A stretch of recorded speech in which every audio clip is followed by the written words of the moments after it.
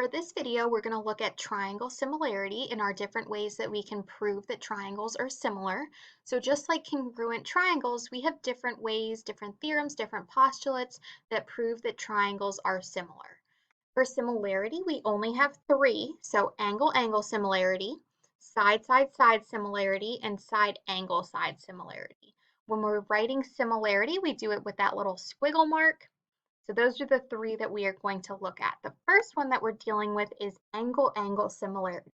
So angle-angle similarity says that if two corresponding angles are congruent, then the triangles are similar. So looking at our first example here, we see that for both triangles, they gave us two angle measures. Remember, we can always find that third angle measure in a triangle by subtracting from 180.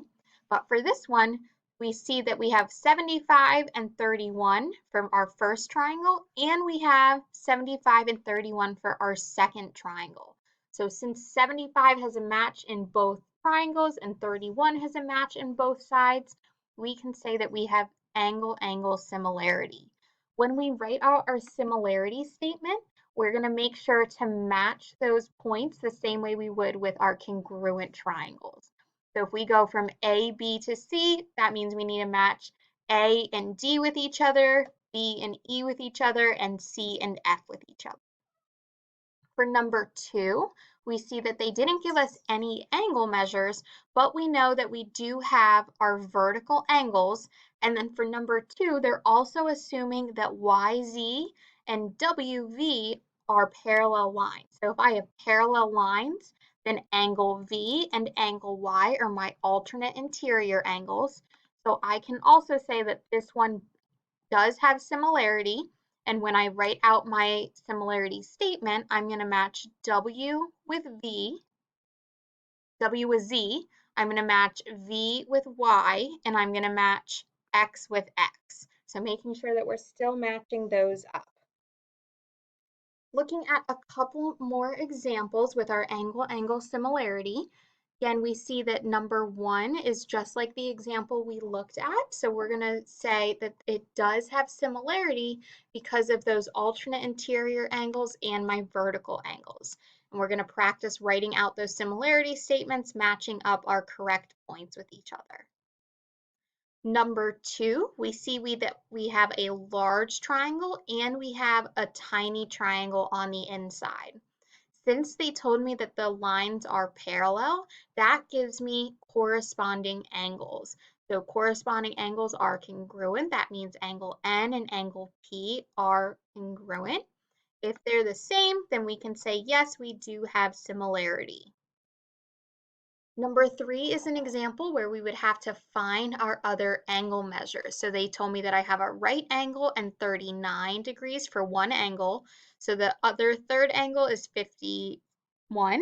And then for my second littler triangle, they told me I had a right angle and I had 51 degrees. So then I needed to find the third, which is 39.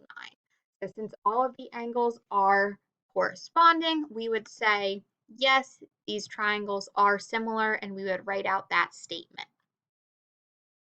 Number four, again, they gave us two angles in my triangle, so I had to find that third one by subtracting them from 180. When we do that, the missing angle in triangle ABD is 58, and the missing angle in triangle GEF is 49. If I look at these two triangles, I see that there's a 68 and there's a 68, but there is no other match. There's not a second angle that matches in both of my triangles. So this would be an example where we would say they're not similar. I can't write a similarity statement. I can't use angle-angle to prove that they're similar. For number five, we have to find some missing angles again. Our first little triangle is CNB or CBN. So I'm subtracting 91 and 67 from 180 to get 22. To find the angle of M, I'm subtracting 67 and 25 for triangle MNL. So that whole big triangle, and that means that M is 88. Again, looking, I know that angle N is the same for both triangles, so 67 has a match, but there's no other match. I have 25 and 22 and 88 and 91. This again is an example of not similar. Number 6, again, that same thing as number 1, we would say yes, they are similar. So that's angle, angle. Our next type of similarity is side, side, side. So side, side, side similarity says if all corresponding sides are proportional, then the triangles are similar. So for this one, they don't have to be congruent. They're not the same. They just have that same proportion. So looking at example number 3, we're going to write out our proportions and see if they match. When we do that, we're matching up our sides. So 3 and 6 would be one proportion, 5 and 10 would be another, and then 4 and 8 is the third. When I divide, 3 divided by 6 is 1/2, 4 divided by 8 is 1/2, and 5 divided by 10 is 1/2. So in this case, yes, my triangles are similar, and I can write out that similarity statement matching my points. Number 4, I again am going to write out my proportions. So 30 and 24 would go together, 35 and 28 would go together, and 32 and 25 would go together. When we do that, we see that those proportions are not the same. So 30 over 24 does not match 32 over 25 and 35 over 28. It has to work for all three of them for it to be side, side, side. So in this case, we say no, my triangles are not similar.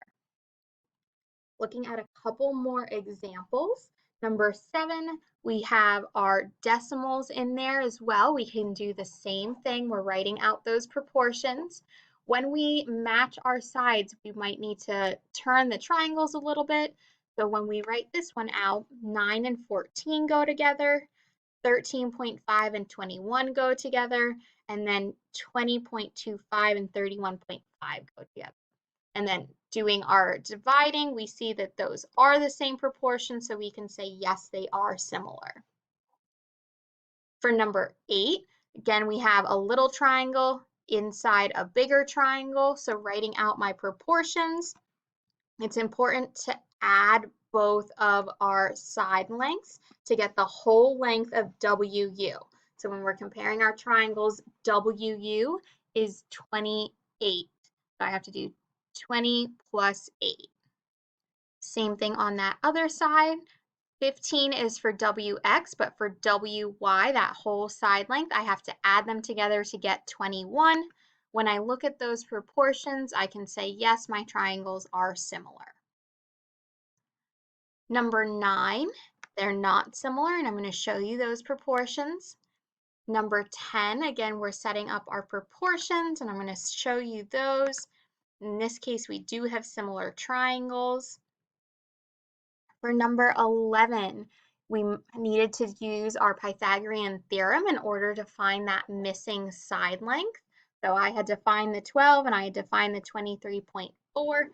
Remember, Pythagorean theorem is a squared plus b squared equals c squared. And we can say that yes, our triangles are similar. Last example that I'm going to show you for side, side, side is number 12. When I write out these proportions, I can say no, they are not similar. Again, to get our side length for DA, I have to add 12 and 8 to get 20. The third and final way is side angle side similarity. So for side angle side similarity, that says if two corresponding sides are proportional and the included angle is congruent, then the triangles are similar.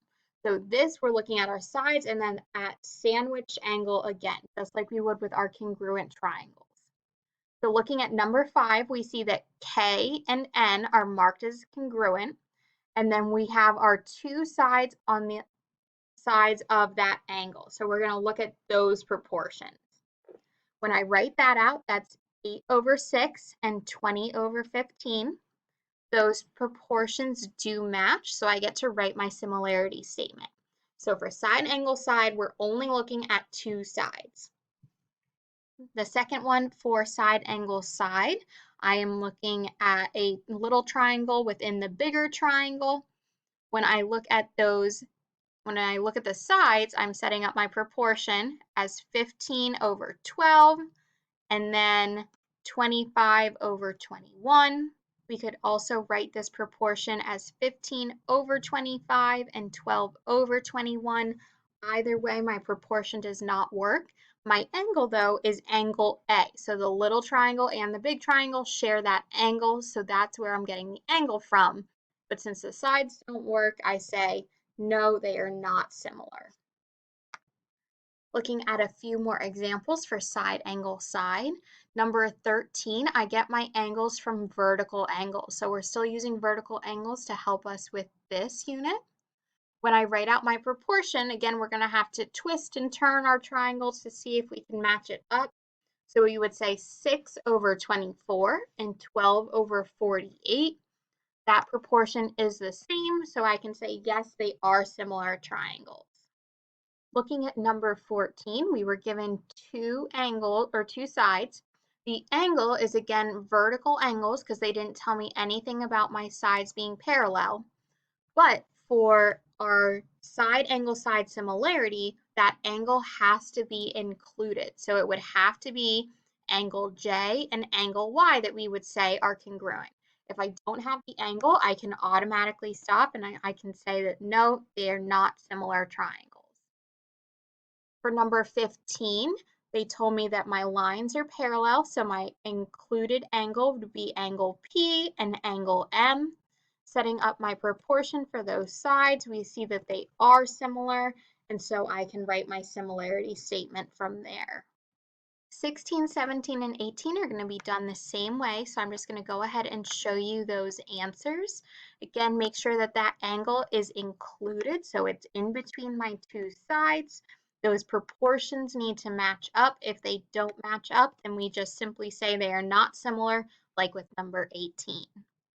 So those are our three different ways to prove that triangles are similar. So angle, angle, side, and side, side, side. We do have a special situation when it comes to our right triangles when we're looking at similarity.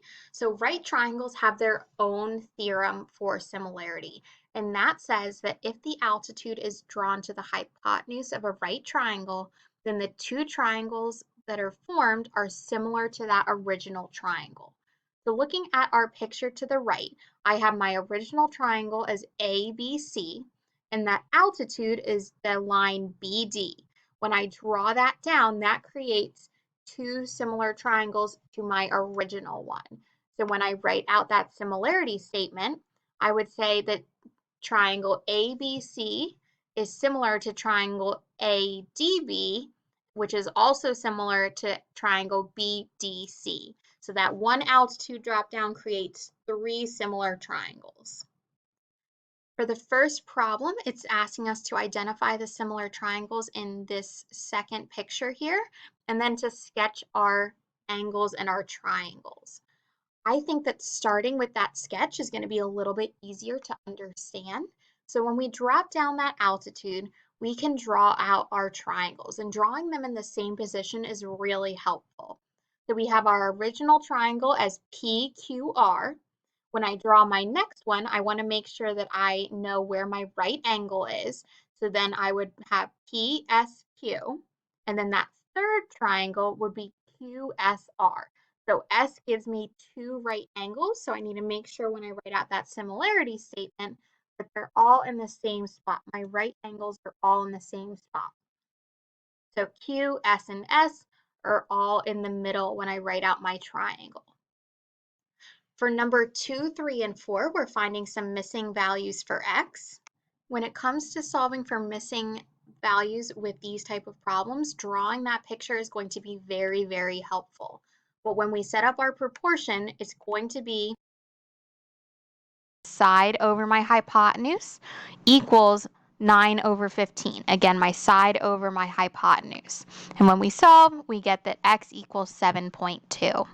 That same thing is going to happen for 3 and 4, but drawing your picture is going to be very, very helpful for these types of problems. So again, this is very specific to our right triangles, but in general, we have our three ways: angle, angle, side, side, side, and side, angle, side when it comes to our triangle similarity.